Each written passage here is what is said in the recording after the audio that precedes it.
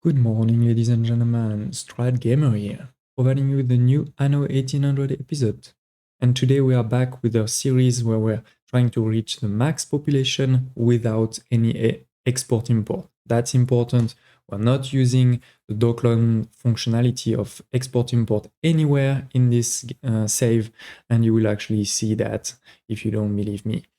And we've now reached 3,059,760 population in total, mostly from scholars, 2.5 million scholars, and more than engineers, 51,000 also in the Arctic, but basically nothing in the New World. So this episode is quite important for a couple of reasons. The first one is it's probably the second to last episode in this series, and I'll explain why. It is also quite important because we're going to cover quite a few things. Actually 5 big things. One is reviewing quickly the production tab of the whole empire, so you can see that I'm producing enough to feed those 3 million people forever. And without any export-import once again. So this is really a record where I can let the game run forever and nothing will change. Except, of course, an explosion here and there that you need to fix because that's pretty much impossible to avoid. The second element is we'll do a quick tour of the empire, focusing on the production hub, like the cornfall here. So we won't go into too much detail, just so that you see what you can expect. Then the third and sort of a big part of this episode is going to be focused on the trade routes. I want to show you all of the trade routes that I've put in place, and we won't go one by one, but the reason I want to show you that is to also explain a bit some of those trade routes and explain the concept of hubs, explain the options around waiting, discarding the cargo, and when to use which of these options. So I'll show you how I'm using them in this save. And then number 4, we'll quickly go through what is left to do and probably what will be shown in the last episode or final episode of the series. And then lastly, I will show you how you can get this save just after this episode, or you can get it, download it, and play it for yourself. So you can see that I'm not hiding anything, that, and if you want to start playing with it, optimizing it even further, you can do it. So that's what we're going to cover today, those 5 things. And as always, don't hesitate to use the chapter functionality below so that you can jump to a specific chapter if needed. And before we dive in, I'd just like to thank all of my new subscribers, in particular the names that at least came on my side, because I don't see the name of all subscribers if you don't share that publicly. It was Robert, Garth, Felipe, Iran, Miguel. So thanks to all of you, and also of course to all the others that have subscribed in the past. It really does help the channel, and I'm glad that you may be also liking some of those videos. And for those of you who aren't subscribers yet, please don't hesitate to subscribe. Now, this really does help. Okay, so let's dive in. And as you can see with Control Q, we can get into the production tab and select all islands. And we're going to see that we're always sort of producing more than what we need, with maybe 1 or 2 exceptions that I'll explain. Now, on the wood, definitely producing way more, so that's not optimized, and that's in the New World, which is one of the things that we still need to do. Then some wood, it's not needed. Potato, not used at all. It's a byproduct, so it's not optimization that will stay forever like this. This is in the Arctic, but I don't need to give it. If you don't know why, don't hesitate to check out the episode that's that's at the top now. You'll see why I don't need this alcohol. Then the pig is very important, producing enough. Sausage, not use, grain way more, that's fine. Coal also way more, so all good. All good also on the iron. All good on the sand and windows, glass, Very important for the scholar, the canned food. As you can see, we're producing enough. And this is the type of thing that's important to optimize, right? Because things like this, for example, I have a lot of harbor area that's unused. So I could produce even more quartz. It wouldn't change anything because there's nothing else I can put there. It's not like I can put houses.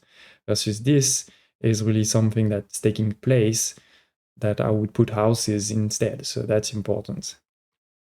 As you can see, this is maybe one of the only exception where I'm not producing as much as I need, but it's totally fine because this fur goes into those fur coats, right? And I only need 2 fur coats and I'm producing 4 furs. So that's totally fine. And the only reason why it's 9 is because this is actually just one building, but with so much items on it and things like this that um, it goes to 9 per minute. But so that's totally fine. Then an important one, cotton and cotton fabric, we're good. Oil, totally fine. No, all of this is fine. You'll see this one is not, but that is a luxury need for the investors, right? So that's fine. For a population record, we don't need luxury needs. So this one we can ignore. All good here. All good. Similarly here, this is a luxury needs for engineers, for investors, sorry. So we don't need to worry about it. We're good on these ones. All good. All good. Veneers are quite important for your telephones. They're great. All good. Good on the boots, suits. Definitely good on the seafood. I could destroy some. Telephones. So you see they're all good. This one is important. Linseed and the linen for the suits. But it's not a problem. So it is, ladies and gentlemen. Once again, I will share the save so you'll be able to check for yourself. But you can see that we are definitely producing enough to be able to sustain those 3 million people forever. Okay, and let's move to the second part of this video with a quick tour of the empire to show the main production hubs. And we'll finish with Crown Falls. So let's now start with the old world. And to be honest, actually, if I were to redo this save from scratch, I would actually have probably nothing in the old world. I would put these ones also very close to the other hub, which is mainly Crownfall, or the main hub, let's say that is Crownfall, to limit the transport time. Because I did that one a long time ago, it was now a bit too much to just move it. Anyway, as I was saying, in the old world, it is mostly around the pigs. You can see here a lot of pigs. If you remember, it was 1,244 per minute, so that's huge. Of course, it could be a lot more if I were using here. Now, what else do we have on this island? Well, we have a bit of grain that is used in all of those silos, right? That's important. A bit of grapes that is actually used for the investors, champagne, and then we're actually using the pigs into this boots maker.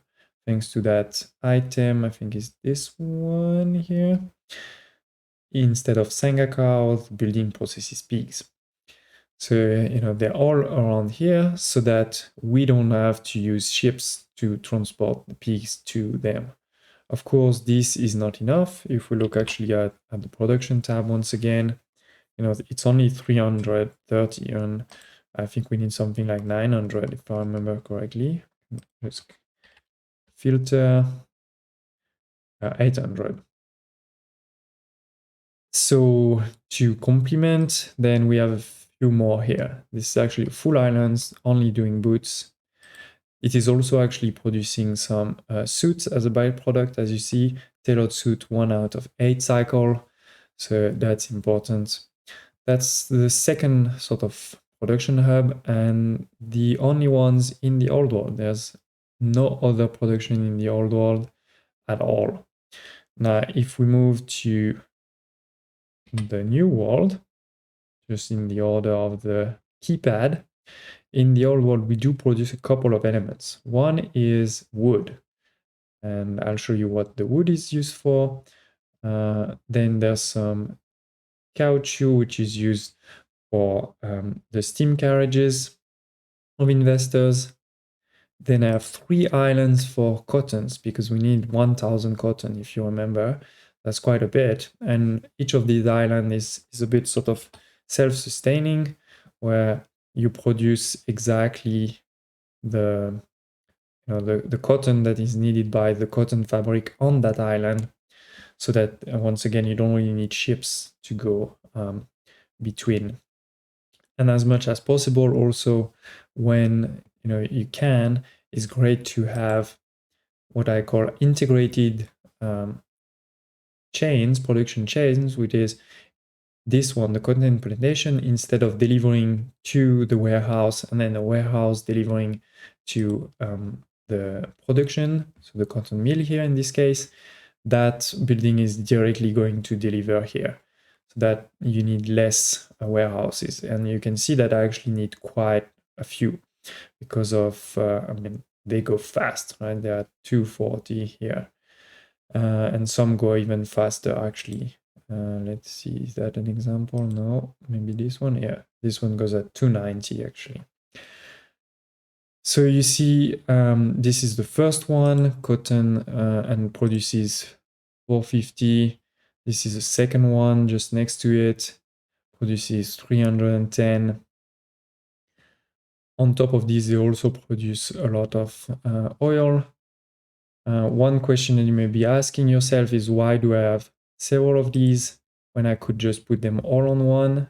And here, I think on that island, I actually have 3, if I remember correctly. Yeah, you can see 3 of these. Is because when you only have one,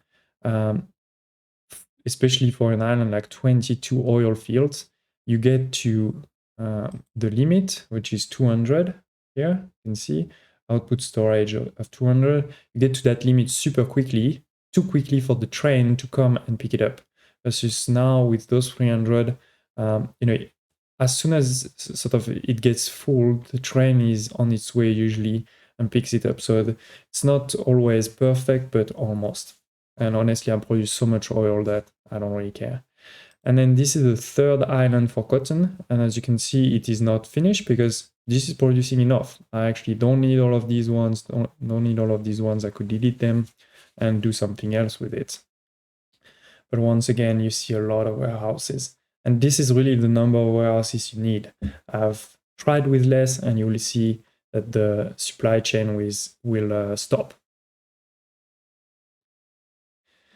So this was the cotton. We looked at the wood and caoutchouc here. Then we move here into what the wood is used for. The wood is used here to make a lot of wood veneers. Some of them are used right next door into here, these cigar factories for your investors, but most of it is then shipped to the Cape for the telephones. And then lastly, we have this island here, which is producing all of the coffee and chocolate that is needed for my investors. And I've made previous videos on most of these islands, so don't hesitate to check out the series that will appear now at the top if you want to see in detail some of these islands. Moving on to the Arctic. Well, the Arctic is producing stuff, but nothing that's actually sent back or used for the 3 million. The Arctic is just used to get these 51,654 technicians and 909 explorers. That's all it's for. So there's definitely production, and actually most of the production is here on this what I call reserve. You can see production here, there, here. This is definitely most of the Arctic production. Once again, there is a video on it. Don't hesitate to check it out. But we don't need to spend more time here. And then Mbesa does produce a lot that is very important for the scholars, as you probably know. It is the linen in particular, and also all of the the stew. And the stew is actually quite a complex chain, because you start with your teff and your spices.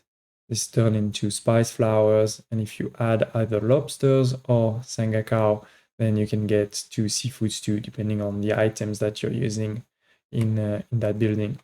And here you can see I am using most of the islands. There's actually one island that has some buildings, but a lot of space left. And once again, similar to the New World island that you saw that was sort of half done, is because this is exactly the quantity I need. I don't need more. I obviously don't need less. So this is what it's for. And so I may be actually creating some population. We'll see. So that is the Enbesa. And then lastly, moving to the Cape, where to the Cape there's it's a one main hub, which is Cornfall, and then each of the island actually does participate via two things. They produce coal, and for some island also iron. So you can see this one is coal. This one is coal and sand. So that's actually the third thing. You can see here some sand. And maybe this one would be coal and sand too. Coal. This one is iron. Yeah, as you can see, 6 iron and just the clay deposits. And why coal and iron? Because that is something we do need a lot, right? If you remember, on the raw materials, we do require 900 of coal and 400 of iron. That does need to be produced somewhere. And even if Cornfall produces already a lot, it is not enough on Cornfall. But there are no production building anywhere on all of those islands, only here.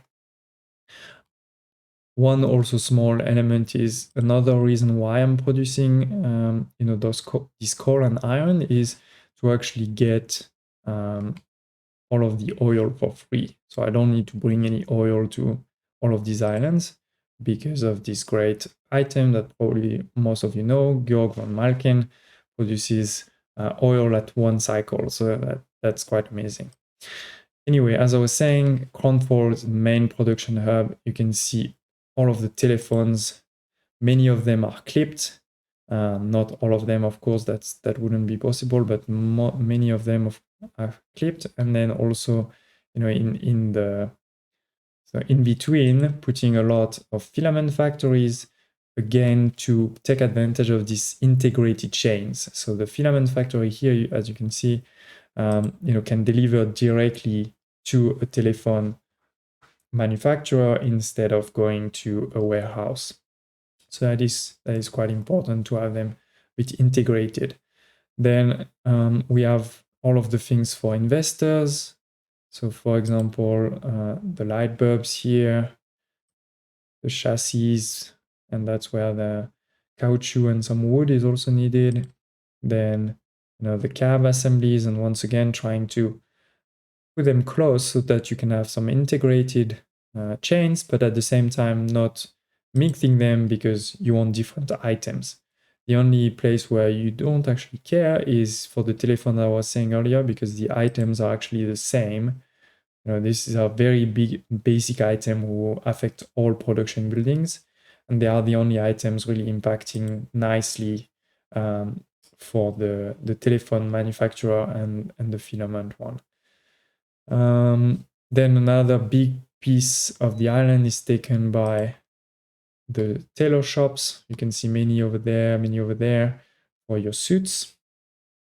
Moving into here, we also see all of the canneries where the iron is used, and also some of the pigs from the old world. So once again, that's why putting all the pigs maybe on one of the islands here would have reduced the travel time. But once again, that's a bit of a detail. Then some champagne factory. What else do we see? Of course, the glass makers are important, and they're a bit at different places on the island, close to where they're used. For example, here for the spectacles or glasses, if you prefer, of the investors. And yeah, that's pretty much about it. And as you can see, I actually do have some space left. There's space here. There's a bit of space in some corners. There's definitely space here. And then lastly here, oops, sorry, the game is a bit lagging today. 3 million people, that may be why. There's space here. I mean, honestly, I don't really need also this. I could delete it. And in particular, one big thing that I haven't done is if you look at all of these ton holes, well, most of them, sorry, not this one, but many of them are just empty. And so if I do put items into them, and in particular the items that you just saw here, I think it was no, this one. Yeah, these items here do provide a lot of attractiveness. So by putting items like this in all of them, then I won't need such a big zoo, museum, and things like this, and therefore will also liberate some space here. So that's definitely one thing that's left to be done. Moving on to the third part of this video today is the trade routes. And as I said, we won't go through all of the trade routes, but did wanted to show you a bit some elements. I've taken advantage of the functionality that was provided at some point in one of the recent updates to create groups. And you can see this is many routes, and also for many of them, let's take an example like this one, many ships on it. And it's not basic ships. It's your extravaganza steamer with the best item you can have. You can see we can also control to go to one of them. This is 35% movement speed, 20% movement speed, 75% loading speed, cargo slowdown completely taken out. This one plus 25 and damage slowdown. That's not really useful here. These are definitely the best for transport ship like this, and all of them have, you can see it here. I'm not lying, all of them have it, except of course the oil tanker where you can't have anything. So that's, as I was saying, it's actually almost 600 ships in total, and you can see here, there's quite a few. All of these coming from the New World, all of this coming from Mbesa, and then this is coming or going to the Old World. These are definitely the main sort of routes. There's also a route over there which comes from Mbesa actually.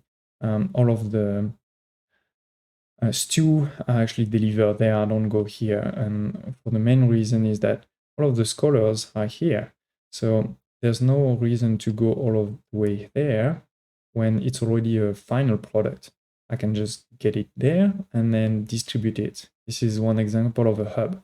And that is the first thing we're going to look at, is why doing some hubs. Well, the first reason is it's easier to have a number of ships going to one place and then very few ships going very quickly like this, right? It's a lot easier to manage and to see if you have the right number of ships. The only downfall to that is you need to make sure you do have enough, let's say, piers for that to work. And we can see, in an island like this one, that's definitely feasible. And first of all, you have all of this from the Dockland.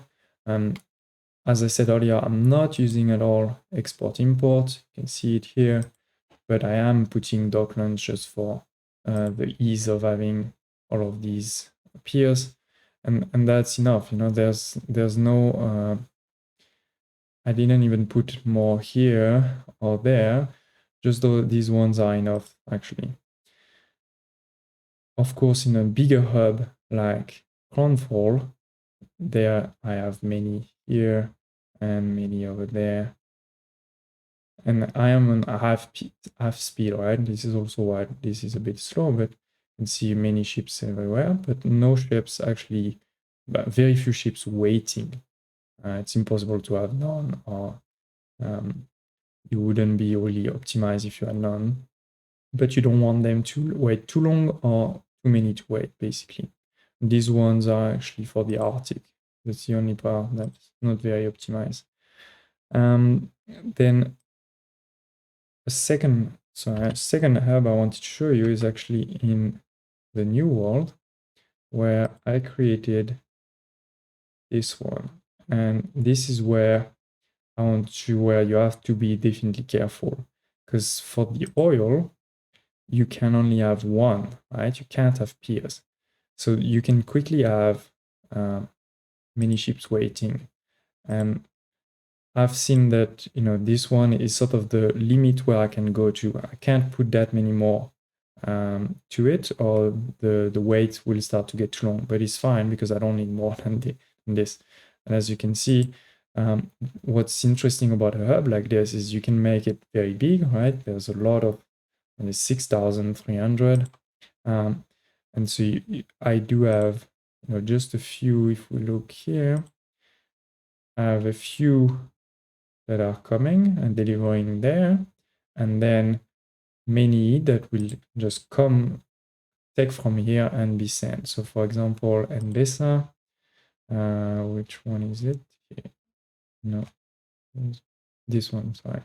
This one starts at the hub here and then delivers in Mbesa at the entry point. You can see this is really the closest one. And then from that one here in Mbesa, it will go deliver everywhere. And this is where we can start going into also options. You can see in this one, I'm using this wait to unload. And the oil one is really one of the best examples for that. Why? Let's go to Mbesa. So in Mbesa, I'm not producing oil ever, right? So the only thing I'm going to do is just deliver oil. And because I have a hub, the distance between two islands, the sort of input and output, is always quite short. So that way, I know that I only need one ship to go from there to there, and it will always be fine. But I don't need this ship to just go back and forth, because that will make a lot of trips for nothing. Versus now, that ship is just waiting, unloading as it's being used. So that way it's always full. And just when it's empty, it's going back. And that way also there is a lot less oil tankers that are coming into this harbor. And that's important because this is where I'm delivering, and this is a hub, right? This is where there's a lot of ships that are gonna need to come. So really important to limit how many are coming, and by making them wait to unload, that really does that. On the opposite, I definitely can't use it's not that I can't, but I shouldn't wait to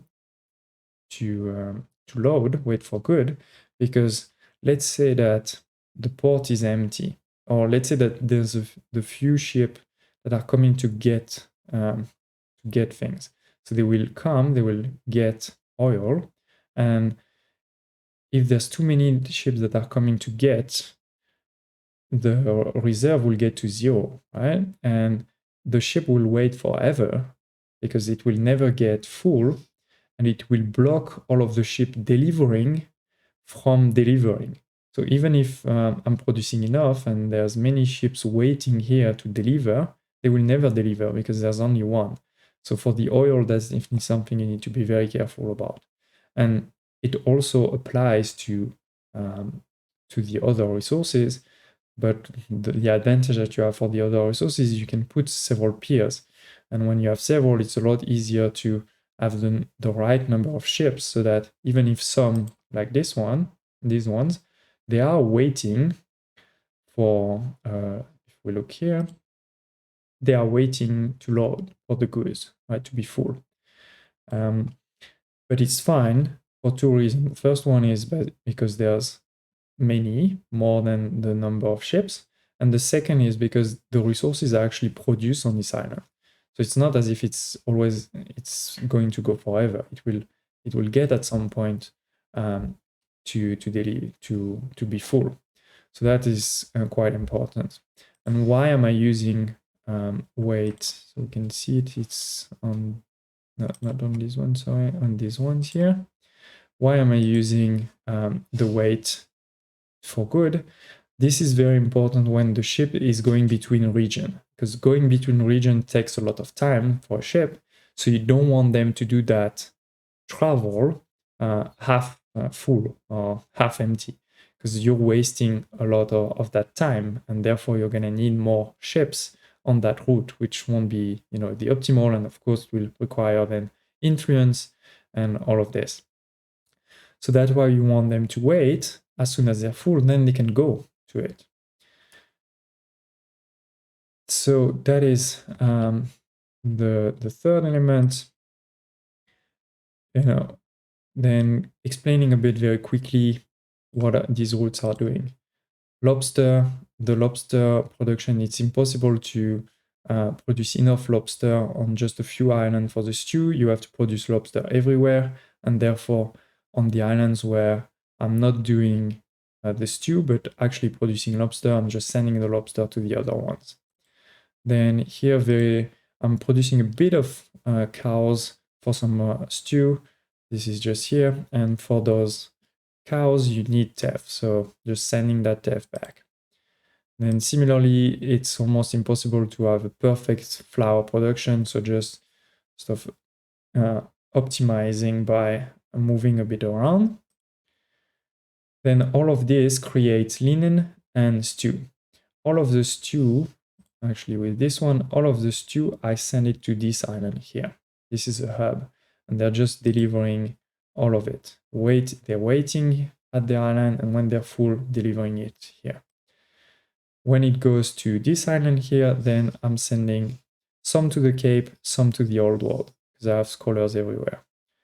For the linen, I'm sending everything to the Cape, to Cornwall, because this is where I'm making the suits.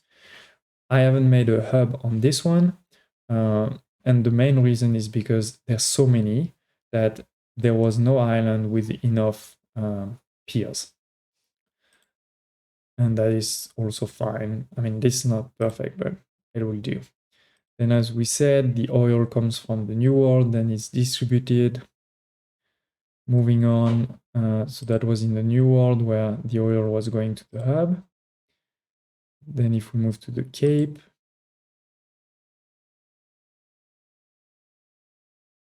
all of the stew is delivered to that island in the corner, and then it goes to each and every single island. Similarly, for the other goods, they're all produced in the Cape and then distributed to the island.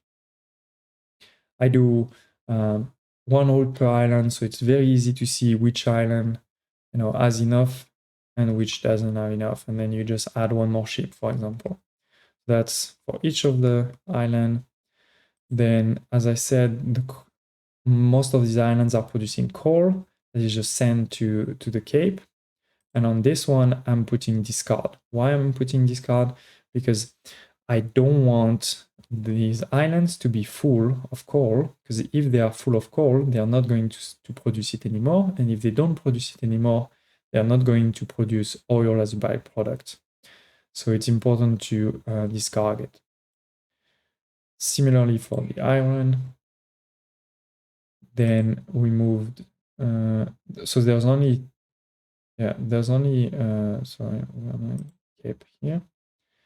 There's actually 2 islands that are getting some oil in the Cape, and it's just because they don't have any mines. So they can't do what I just said. But otherwise, and as always, I'm sort of getting in a hub thinking. I'm getting the oil to the closest island here, and then distributing it to those 2 small islands who don't have mines. Then we move to the Old World, where we're producing everything here, so we need to send it to the Old World, right? And if we look at the Old World, we see it will arrive into 2 different islands. The suits and the telephone arrive into this one, and the cans arrive into this one with the stew. The stew is also coming here. And then doing, for each of these elements, the boots, the stew and canned food, and telephone and suit. Similarly, one route going from the hub to each of the islands. In the Old World, I could have done also the same thing around producing coal and dumping it, but that would have required to put trade unions, and trade unions cost influence. So instead, I decided to just use oil tankers from the New World. And yeah, I didn't do any, as you can see, there's no hub thinking. Because also the tankers, it's sort of, you just would need one, so it's a lot easier. Then in the New World, very quickly, the wood is coming for the veneers, tobacco for the cigars, just waiting there as always. That's mainly it. In the Old World, first it comes either from the Cape here, right? Producing it all in the Cape and coming into this one as a hub, coming from this one, from the New World, coming into this one, and then as for the scholars, distributing per island. That's the same thinking.